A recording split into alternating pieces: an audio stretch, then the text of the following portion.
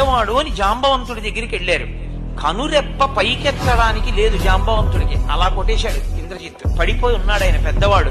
కాగడాలు పట్టుకుని వెళ్లి విభీషణుడు అన్నాడు, తాతా కుశలమా అని అడిగాడు. అంటే జాంబవంతుడు అన్నాడు, హనుమ కుశలమా అని అడిగితే విభీషణుడు అన్నాడు, తాత రామలక్ష్మణులు కుశలమా అని అడగవలసింది, నువ్వు అలా అడగలేదు. నువ్వు అలా అడగకుండా హనుమ కుశలమా అని అడుగుతున్నావు, పొరపాటు పడ్డామా?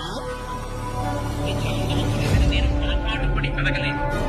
హనుమ ప్రాణాలతో కాని ఉన్నారా మనందరం ఉండదు, ఆ హనుమ కాని మరణించాడా మనందరం బతికుండా చచ్చిపోయినా, మనందరం చచ్చిపోయిన హనుమ కుక్కలు బతికి ఉంటే మనందరం బతికినట్టే, బతికిచ్చేస్తాను. అందుకు అడిగాను, ఉన్నాడా క్షేమంగా?